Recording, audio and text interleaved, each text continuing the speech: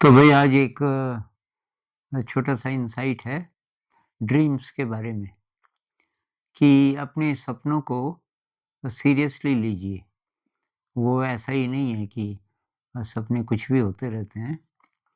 ज़्यादातर सपने तो मीनिंगलेस ही होते हैं। शायद कम से कम 60% कोई लॉजिक लगता नहीं उनका। लेकिन कभी-कभी ऐसा हो सकता है कि कोई सपना बहुत ज़्यादा मीनिंगफुल है और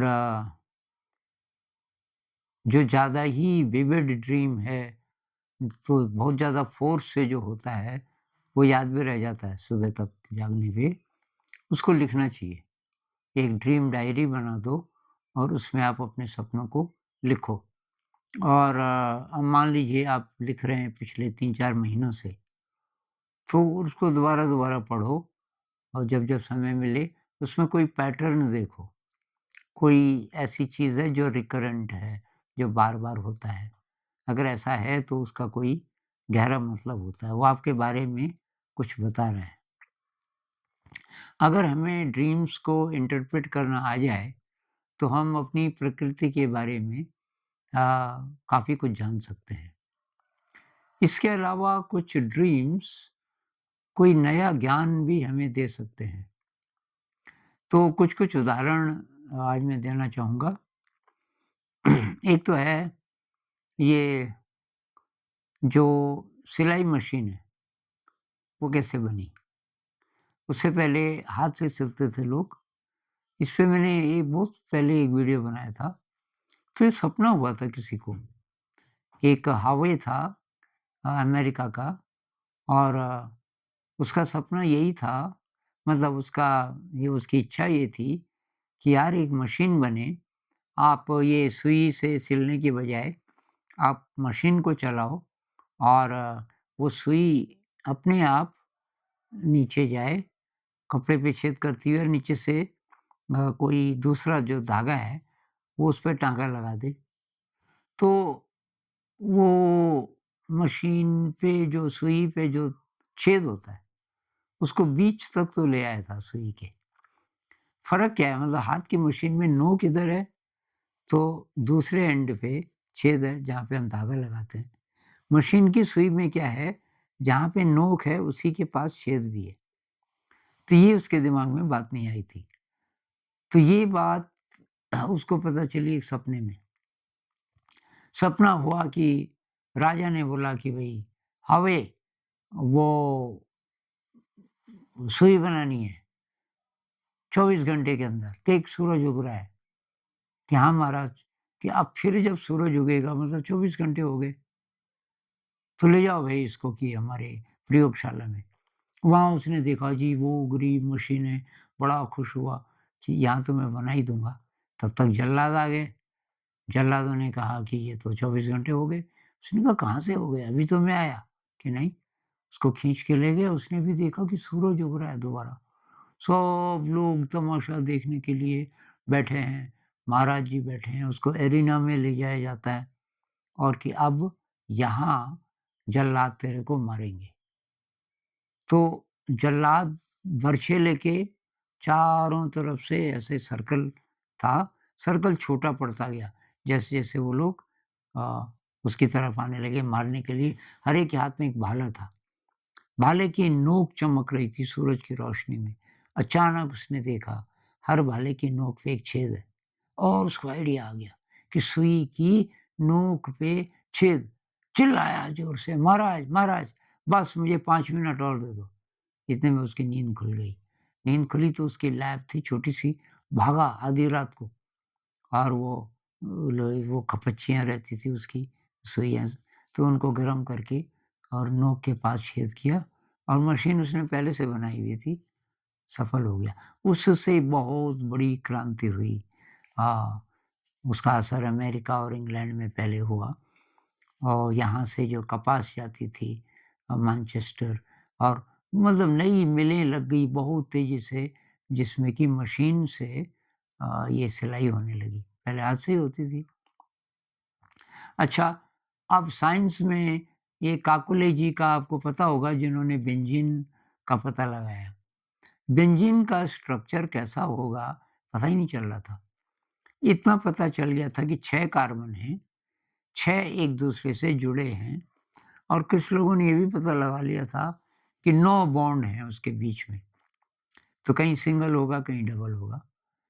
9 बॉन्ड हैं, 6 कार्बन हैं और वो कैसे जुड़ेंगे आपस में? तो उसको सपना हुआ। सपना हुआ कि एक साँप है और वो अपनी ही पूँछ को खा रहा है और वो झम से सपना इतना पावरफुल हुआ कि उसकी नींद खुली, उसने ड्राइंग बना दी। अब उस ड्राइंग का उसको मीनिंग समझ नहीं आया। फिर वो अपनी लैब में गया अगले दिन। फिर उसने कहा, "यार, मैं कब से कोशिश कर रहा हूँ कि बेंजीन का स्ट्रक्चर क्या होगा, मॉलिक्यूलर स्ट्रक्चर।" और अचानक उसको वो साँप की याद आई। उसने कहा, "यार, गोल तो नहीं है कहीं?" तो उसने 6 कार्बन हेक्सागोनल मतलब षटभुजाकार रखे, अ, अपनी कॉपी में बनाए, एक-एक बॉन्ड से उनको जोड़ा। उसने कहा 3 डबल बॉन्ड होने चाहिए।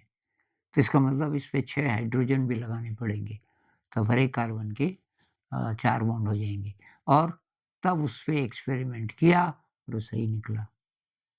तो नील्स बोर है, नील्स बोर जिन्होंने ये एटम का जो ये वाला मॉडल दिया कि भई इलेक्ट्रॉन चक्कर लगाते हैं इसका मतलब केंद्र में आपका प्रोटॉन और न्यूट्रॉन रहते हैं और वो तो इधर-उधर नहीं जाते और जो इलेक्ट्रॉन है, वो चक्कर लगाते हैं अलग-अलग ऑर्बिट्स में, अलग-अलग कक्षाओं में। ये उसको सपने में पता चला। सोलर सिस्टम देखा उसने, जिस तरह सूरज के चारों ओर ये ग्रह चक्कर लगाते हैं, ऐसा ही एटम में भी है। और ये जिन्होंने पीरियोडिक टेबल अभी जो मॉडर्न पीरियोडिक टेबल है, ये जो जिसने बताया कि कहाँ-कहाँ एलिमेंट्स कैसे-कैसे होंगे, तो ये डिमिट्री मेंडेलिया रशियन था और उसको सपने में, सारी चीज़ सपने में कोई बताता था और उसको याद रह जाता था जागने पे। तो उन्होंने ये सारा बताया पीरियोडिक टेबल ऐसे-ऐसे, ऐसे-ऐसे है और कई ऐसे एलिमेंट्स जो कि उस समय तक ढूँढे ही नहीं गए थे। उसने उनकी जगह भी बता दी और ये भी बता दिया कि गुण-धर्म कैसा होगा इसका। उदाहरण के लिए ये ये है ना आपका एल्यूमीनियम, तो बोरॉन, एल्यूमीनियम, गैलियम, तो गैलियम का पता नहीं था। उसने कहा कि एल्यूमीनियम वाले ही स्तंभ में एल्यूमीनियम के बाद और नाम तो बाद में रखा गया, एक ऐसा एलिमेंट है जिसकी बहुत सारी चीज़ें इनसे मिलती है एल्यूमीनियम वगैरह से इसलिए उसी स्तंभ में आएगा, लेकिन ये बहुत सॉफ्ट है। और उसके उस किसी ने माना नहीं कि ऐसे कैसे कह रहे हो आप? भई जिसका पता ही नहीं चला आप कह रहे हो कि है ऐसा एलिमेंट और उसकी जगह यहाँ पे है और उसका गुण-धर्म ऐसा है, उसको तो सपने में पता चलता था। कुछ साल बाद उसकी डिस्कवरी हो गई, गैलियम की और एक कोई था उद्योगपति, उसने कहा यार ये बहुत सॉफ्ट है, इससे तो बहुत फटाफट चीज़ें बन जाती हैं। उसने अपने दोस्तों को सरप्राइज़ देने के लिए एक पार्टी रखी और उसमें जितने भी खाने की प्लेट्स हैं, सब गैलियम से बनी हुई। गिलास, प्लेट्स, चम्मच सब गैलियम से बने हुए और उसमें जब खाना गरम-गरम सर्व किया गया, तो पिघलने लगी, प्लेट्स की शक्ल बदल गई, चम्मच सिकुड़ गया, ग्लास सिकुड़ गए, उसको बड़ी हैरानी और सारे के सारे हँसने लगे कि यही ये क्या किया भाई तूने, ये क्या चीज़ है? अब तो उल्टा हो गया। वो तो सरप्राइज़ देना चाहता था कि ये नया मेटल है, तो पता चला कि सचमुच वो इतना सॉफ्ट है कि बर्तन बनाने के काम का तो है नहीं, कुछ और चीज़ें हो सकती हैं। तो ये ज्ञान कहाँ से आया? जो ज्ञान पहले कभी था ही नहीं और यही चीज़ लूसिड ड्रीम में भी पता चल सकती है। एक रॉबर्ट वैगनर है, आजकल लूसिड ड्रीम में उनको बहुत ज़्यादा प्रोमिनेंट माना जाता है, वो बड़े-बड़े ये लेक्चर देता है, कॉन्फ्रेंसेस, वर्कशॉप्स करता है, लूसिड ड्रीम के बारे में बताता है और उनकी किताबें हैं, रॉबर्ट वैगनर। आप पता करना और हो सके तो उनकी कोई किताब पढ़ो। तो वो बताते हैं, एक उनके वीडियोज़ भी हैं छोटे-छोटे यूट्यूब में बहुत सारे। एक वीडियो में वो बताते हैं कि मैं ये किताब ढूँढ रहा था। नए शहर में मैं गया और वहाँ बीवी-बच्चे वाला भी है। तो वहाँ की शहर के बारे में मुझे ठीक से पता नहीं था और एक किताब मैं ढूँढ रहा था कई साल से। तो मैं कहीं भी जाऊँ लाइब्रेरीज़ में, बुक शॉप्स में, वो कहें यार ये किताब तो आउट ऑफ प्रिंट हो गई है और ये दोबारा प्रिंट होगी कुछ आशा नहीं है। अब इसकी होंगी कॉपीज़ कहीं, पर पता नहीं कहाँ होंगी। तो ये ढूँढते काफ़ी टाइम हो गया था। अब ये नए शहर में कुछ ही दिन हुए थे और इसको लूसिड ड्रीम हो गया। लूसिड ड्रीम में एक आदमी आया कि वैगनर तो वो किताब ढूँढ रहा है ना? उसको बहुत आश्चर्य कि हाँ, कि है इसी शहर में एक कॉपी है इस किताब की। देखना चाहता है? कि हाँ जी, दिखा दो। कि चल फिर और रास्ता याद रखना। चल बाहर और उसकी कार में चले गए और कि चला। जिधर-जिधर उस आदमी ने बोला, तो एक सेंट्रल लाइब्रेरी थी उस शहर में। तो वो कि आजा, इस समय लाइब्रेरी में कोई नहीं है क्योंकि ये तो सपना है ना। कल सुबह तो आएगा, तो यहाँ लोग भी होंगे। पर तू ये एग्ज़ैक्टली याद रख, ये चल ग्राउंड फ्लोर है ना, ऊपर चल।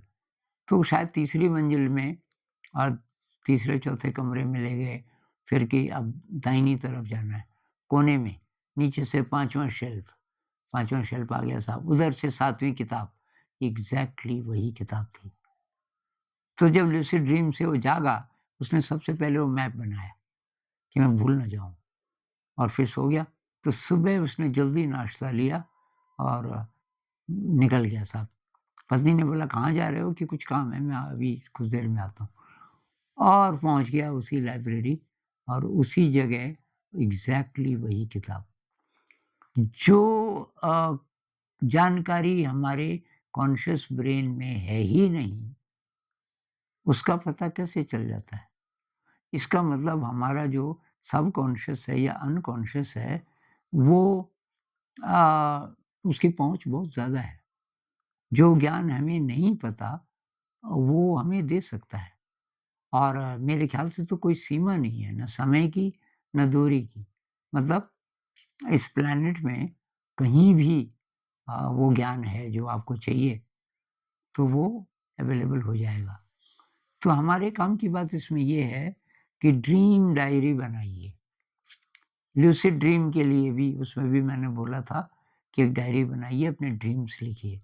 लेकिन इसके और भी फ़ायदे हो सकते हैं और इनमें से बहुत सारे ड्रीम्स ऐसे हो सकते हैं, जिनका हमारी ज़िंदगी में कुछ मीनिंग हो सकता है बहुत गहरा। तो कोशिश कीजिए, इस पे और बात करेंगे। नमस्कार।